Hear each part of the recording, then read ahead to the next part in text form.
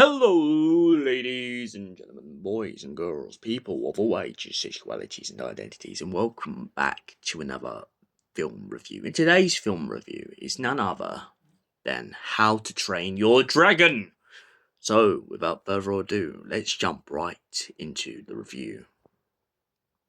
Now, I know what you're all thinking. Lewis, hold up, what? You just went from a picture of a cartoon to a picture of a live action. Yes, there has recently, just very recently, released the live action version of How to Train Your Dragons. And I recently got to watch it, and I've got to say, I absolutely adore this story for the fact that the live action has kept so many key parts of the cartoon alive. So, yeah. So the story is a young boy who lives in the land of Burk of the time of Vikings grows up in a village where all of the people in the village fear and hunt dragons. And Hiccup, of course, is a little bit different. He's a little bit slow on the uptake. He's very determined to teach everyone on Burk that he can be just as strong, just as brave, just as brutal as the strongest Viking who ever lived. But of course, his father, Stoic the Vast, doesn't quite believe this at the time, and it makes it very challenging for Hiccup. Lo and behold, Hiccup has even greater of a task to live up to. When his friends or fellow village kids keep going on and fighting and helping along the fight, and he gets pushed to the background. But not forever, of course, because Stoic's good friend, Gobber, decides to bring Hiccup to the arena in hopes that this will inspire the kid to claim his place as a Viking and take down dragons. Especially after all the times Hiccup goes on about trying to live up to his father's reputation. All the other kids in the arena, of course, mock him on the basis that they believe the only reason he's been allowed into the arena is because Daddy has kind of pulled a couple of strings, which not being the case. But the biggest person in the arena who dislikes him out of absolute resentment is Astrid. Now, Hiccup is secretly madly in love with Astrid, but he doesn't say it. He just kind of shows it as the story goes along. During dragon training, Hiccup begins to question the fact that there's no such picture in the archive of Night Fury. Now, the Night Fury, for anyone wondering, is toothless. Toothless dragon species are called Night Furies. Night of the big raid on the village, Hiccup uses a slingshot and seems to hit Toothless off course, landing him in the forest. He tries to explain to everyone in the village the reason none of them seem to be able to go for the Night Furies is because a Night Fury goes across the sky and maps its way through the stars. One day after going on a bit of a hike, Hiccup goes looking for the Night Fury he shot down, and lo and behold, he comes across Toothless. Toothless is very hurt, and at first Hiccup is determined to kill the beast, but instead he spares it, believing that it is just as harmless as he is, just as hurt. Toothless flies off into the forest, half hurt, and finds himself in a part of a kind of incircle or ditch. Hiccup returns to the village, trying to convince Gobber that he is worth teaching. And every time that they go back, and every time that he tries to get involved, he just kind of falls on his feet, over and over and over again. But eventually, during one of his little goings off out of the village, and meeting up with Toothless, him and Toothless finally find a common ground, and whilst going off and repairing Toothless, he finds himself learning more and more about dragons. For starters, he learns that dragons have an allergic reaction to daisies. He also finds out that if you use a reflection to make a light beam, dragons are very similar to cats. They seem to follow the light no matter where it goes. Hiccup accidentally wins the trials that he has been incorporated in. Not meaning to, one night he ends up in an argument with Astrid as she follows him back to the ditch in which Toothless lies. She argues with him about the fact that he's not killed Toothless, as after all Vikings in Burk have done that to dragons. Toothless is very provoked by the fact that Astrid had turned up and she doesn't like him. So, to get back at her, Toothless and Hiccup decide to fly Astrid up onto the cliff and leave her hanging, at least for a while, to try and convince her that dragons aren't all as bad as she believes. Hiccup then grabs Astrid and pulls her back up onto the dragon, and they both go flying off into the night sky. During the night, they fly off far enough to Dragon Island, where they discover a giant dragon beast, which is the reason all the dragons have been coming back to Burk and stealing their cattle. It turns out that this grand dragon seems to be some kind of mother or father to all the dragons, but is eating them in turn as some beast would eat its young.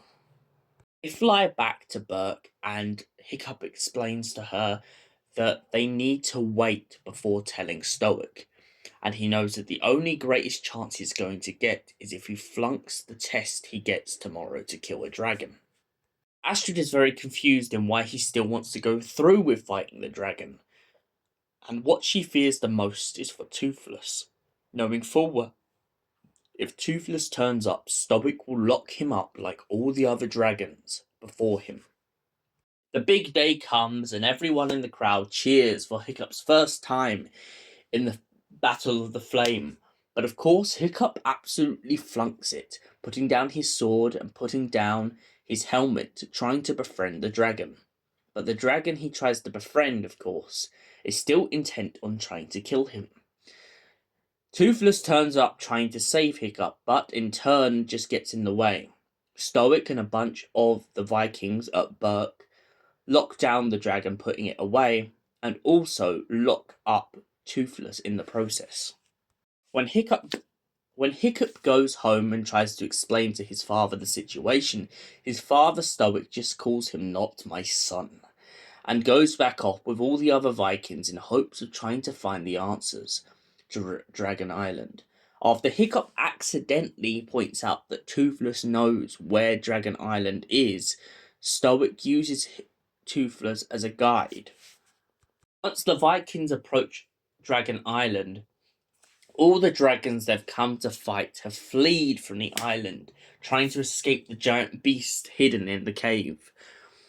Stoic and everyone are confused by this, and then they get attacked by an absolute slaughter when the giant beast from down below attacks them. Meanwhile, back at Burk, Astrid, with the help of Hiccup's friends, decides to free Hiccup and plans with him to do an absolute madness, riding the dragons to help their fellow Viking parents in order to save the day. Once they get there, and they get an absolute barrage, Hiccup and his friends fight to nail and tooth and claw to try and save his family. But of course, Hiccup is almost lost in the process when they destroy the beast. The beast catches them off guard and leaves Hiccup falling to the ground. In doing so, Hiccup loses his leg. Well, one of them. Hiccup is presumed dead at this point, but luckily it seems that Toothless had saved him in his wing in order to make sure that Hiccup survived the fall.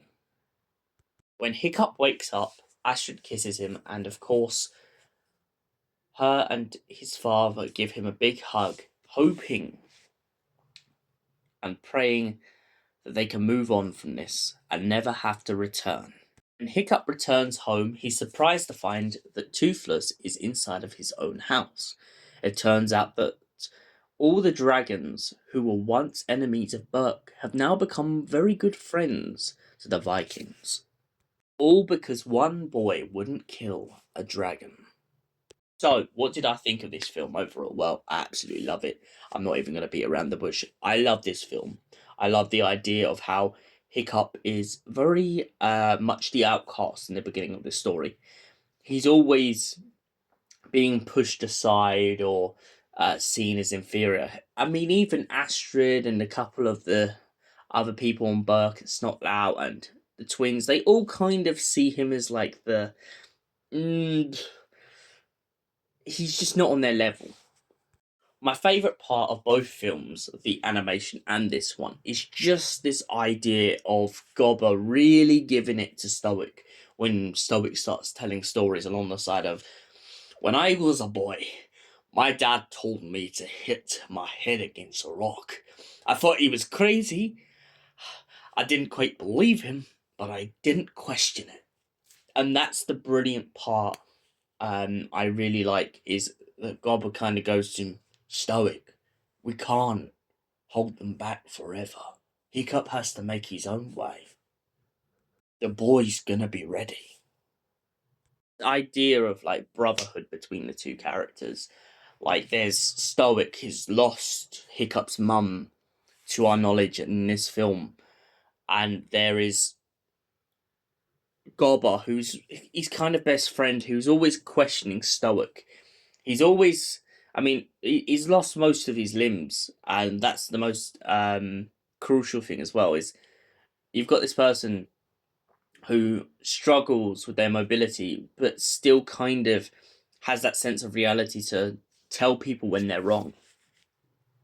Also, like Nick Frost's idea with this live action film, that due to his own mobility problems, he's got Gobber to have the appendage on the leg he struggles with.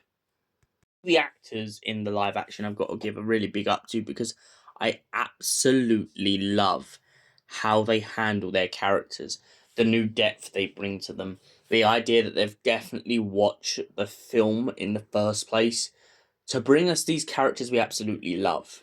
And for that reason, I give How to Train Your Dragon a solid 10 out of 10. Thank you for watching, and we will see you in the next film review. Until then, stay beautiful, stay lovely, you absolutely gorgeous people, and goodbye for now.